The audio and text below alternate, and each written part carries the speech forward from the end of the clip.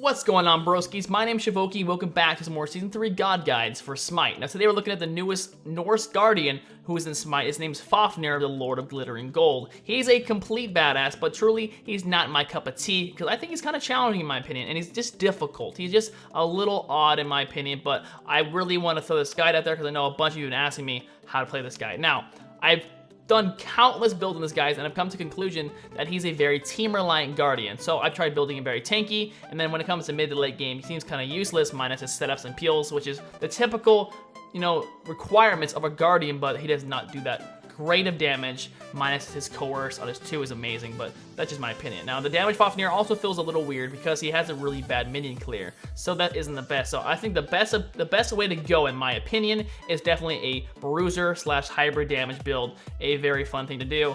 He hits hard, he has decent amount of protections, and he can really slow the shit out of them with gem isolation and those things. But let's take a look at Fafnir's passive and abilities really quick here. But before I say anything, guys, I want to hear your opinions on Fafnir in the comments down below, and also your typical build you use when you play him. Let's get straight into it, boys. Let's have some fun. Now, Fafnir's passive is a very unique one, and I'm very glad it plays such a great part into his lore. It's called Endless Greed. Fafnir gains 4 bonus gold from all minions, structures, kills, and assists. Fafnir also gains protections based on the amount of gold he has currently. So this is a very cool thing, guys. It's a buff ability, definitely. And the protections are 30 protections altogether for 1,000 gold in hand. Now that's max. You can't have 2,000 gold later and have 60 protections at all. That'd be very OP. But basically, this allows him to stay in lane a lot longer, and it also benefits him doing so. So keep this in mind, guys. It's okay to kind of like stay in lane a little bit longer because you have those 30 protections. So early game, those 30 protections are very strong. You're able to take a lot more damage than you think. So keep that in mind, guys. A lot of people play Fafnir like he's a normal Guardian and go back and sell things. That's my problem too, but keep in mind, guys, that 30 protections early to mid game is a huge thing, and even late game in some cases, guys. So yeah, that's Endless Greed is passive. Now, when it comes to Fafnir's abilities, he has 2 forms. He has normal form and dragon form. So keep that in mind. I'll be saying the normal form first, what it does, and then dragon form right after that. Now, number 1 is called Curse Strength. It is a projectile, kind of like a Thor hammer, but slower. I'm not the biggest fan of it, but my main opinion is it hits hard, it has really good effects on it, so it's usually the one thing you level up first. Now, Fafnir hurls his hammer forward, dealing damage to enemies in its path. If Fafnir hits a god, the hammer stops short and then stuns them for 1 second. The stunned god also radiates out a cursed pulse, slowing them and nearby enemies for 3 seconds. Now, in dragon form, the ability deals increased damage and ticks every second for 3 seconds. Also, the cursed pulse shreds protections in addition to slowing. So keep this in mind, guys. This ability goes through minions, so it's a really good thing to max out the capability of this ability by shooting it through minions, clearing the wave, and then hitting the god at the other side if possible. Very cool thing to do. Now, like I said, it is a projectile. It hits 268 max, 100 early off, plus 50% of your magical power. So not too bad, guys. Not bad at all. The slow starts at 20% and goes to 40%, guys. That is a 3-second slow for 40%. Jesus Christ. Now, dragon damage per tick starts at 50 and maxes out at 130 plus 25% of your magical power. So that's 130 3 times plus 25%. Really cool. Your dragon protection debuff, guys, starts at 20 and max out at 40%. That is a 40% debuff for 3 seconds. Very, very awesome thing, guys. If you can set up really cool Wombo Combos with this, set up a lot of cool plays, it's nice, but truly, a lot of people don't really enjoy Fafnir yet, so I'm hoping they change him a little bit. This is my opinion, though, but the mana cost, guys, is also pretty cheap. 60 to 80, so really cheap, in a 15-second cooldown. So my main thing, guys, in most cases, you're going to be leveling this first. It hits hard, good slows, good protection debuff, and the damage per tick on dragon form is also very nice. Now, Fafnir's number 2 is called Coerce. It is a buff ability. It's a very cool thing, but this is definitely a support ability. If you are supporting and you're, a very tanky Fafnir, and your main role is to make sure you are legit the support, make sure you level this. If not first, second, guys. It's a very amazing ability. Great buff, guys, altogether, and it heals yourself too. Now, if you're building a damage Fafnir, when you're not worried about anything but yourself, maybe you already have a Guardian or a very tanky warrior in the group, then I would level this last, guys, because not too much of a benefit for you minus the heal. Now, Fafnir coerces his allies into fighting harder, boosting attack speed for 5 seconds and healing himself. While Coerce is active, Fafnir does additional bonus magical damage whenever the affected ally damages an enemy. Now, in Dragon form, the ability has a larger area of effect and can buff multiple allies. A very cool thing, guys. Now, what it said at the end of it was, that he does additional magical damage whenever an affected ally damages the enemies. It's really unique, guys. So say if I pop it onto Giannis and Giannis clears the whole wave and he has it on him, I do damage through the entire wave, so it kind of helps me do damage, kind of helps me really stay into the group and get more gold and more experience, because I'm actually kind of taking apart and hitting them, so it really benefits well with his passive. So a very cool thing, guys, and it just overall is this amazing buff. Now, the ability is a buff. Attack speed buff starts at 10% early off and max out at 50%, guys. 50% for 5 seconds. Attack speed buff. Insane. The bonus damage starts at 5 and goes to 25% of the target's power. So another huge buff, guys. The self-heal starts at 50 and goes to 170 plus 40% of your magical power. And the mana cost is 50 with the cooldown of 13 seconds. Now, Fafnir's number 3 is called Underhanded Tactics, a very unique ability, kind of hard to land, but once you guys get used to it, I think it'll be alright. Now, it's a leap ability, so be afraid of a Wheelix. She will rip you out of the sky and punch you in the face with her staff, or spear thing. Anyway, Fafnir leaps to the target location and executes a despicable strike, dealing damage and disarming enemies in front of him for 2 seconds. Disarming enemies, so it's multiple enemies, guys. Don't forget that it's multiple targets, not just one. In Dragon form, Fafnir can leap much farther. Also, this ability does increased damage that ticks every second for 3 seconds, kind of a recurring thing for him.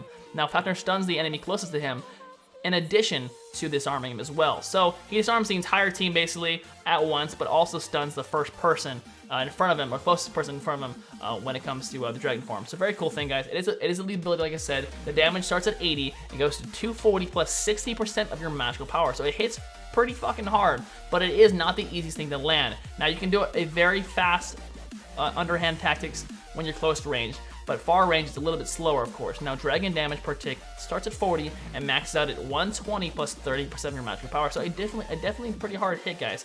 The radius is 20, the cost is 70, and the cooldown is 18 seconds. Now, this ability is great for setups. If you see someone really getting fucked up and they're about to die, you leap in front of them, you know, stun them real quick there, pop a buff on your ally, heal yourself, even go into dragon form. As you'll see, I do this pretty awesome setup when I hit Thanatos. I stun him with my one, and I pop dragon form, and when he goes in the air, he dies due to the poison damage on the ultimate. So very cool ability, good for setups, good for getaways, and all that cool stuff. Now, Fafnir's ultimate is called Dragonic Corruption, a very amazing ability. It's just a little hard to master, and it has its flaws most definitely.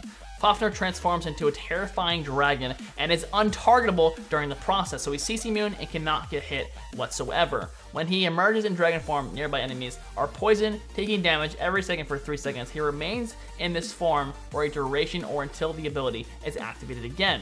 As a dragon, his abilities have additional effects and his basic attacks change to Dragon Breath that deals damage 3 times per second.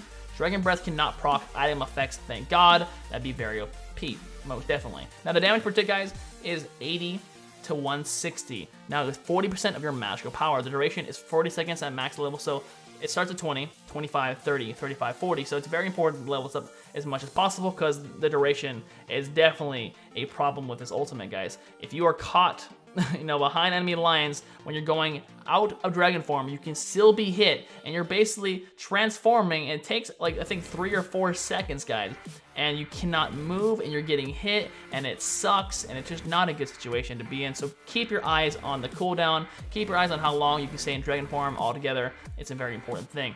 Now the damage from Dragon Breath, guys, starts at 10 and goes to 30 plus 10% of your magical power. So it's 30 damage plus 10%. The radius is 30 and the cost is 100 with a 90-second cooldown. Now this is my typical build for Fafnir. Cooldown boots, Warlock Sash, Breastplate of Valor, Hide of the Urchin, Rod of Tahuti, and Voidstone. Now the reason I have this build, guys, is because I don't like him full damage, and I do not like him full tank. I like him as a bruiser. I think this is his best way to go. He has nice damage capabilities, and to basically help that shine a little bit with the Warlock Sash. Still a little bit tanky, but the Rod of Tahuti helps him a lot as well, and the Voidstone for the protection shred. So very cool thing, guys.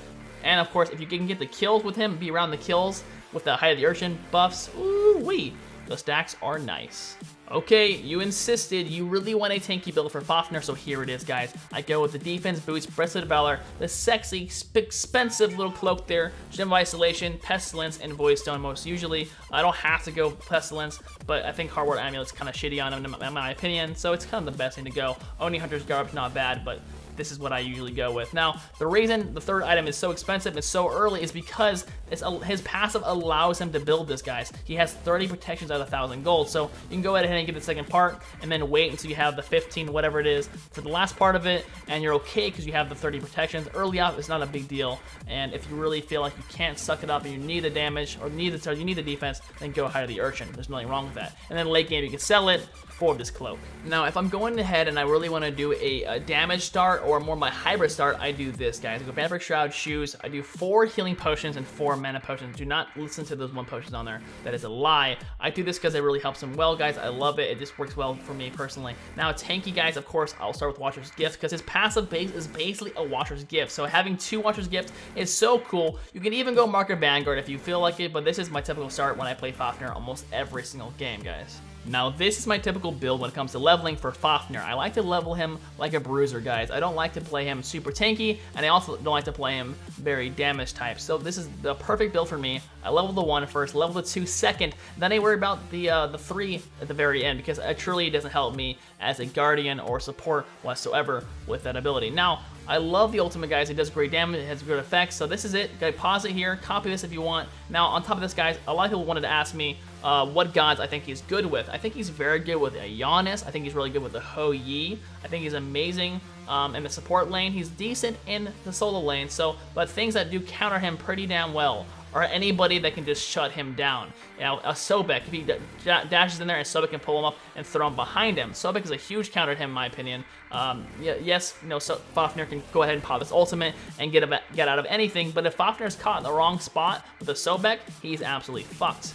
Now, another good thing is the Kumbhakarna is a pretty big counter to him as well. Hercules is a big counter, so he's not the best guardian in my opinion, but I do want to hear you guys' opinions. I want to hear your questions, your comments, your concerns, all that good stuff in the comments down below. Let me know what you think about Fafnir. Let me know your typical build and also things you enjoy doing with him. Love your faces, guys. Thank you for watching this God Guide on Fafnir. Be sure to like and show support. Comment down below. Like I said, any questions, comments, concerns, and also let me know if you're enjoying this type of God Guide. I love your faces. Subscribe for more content from your broski Shivoki. And as always, my friends, deuces, motherfuckers, deuces.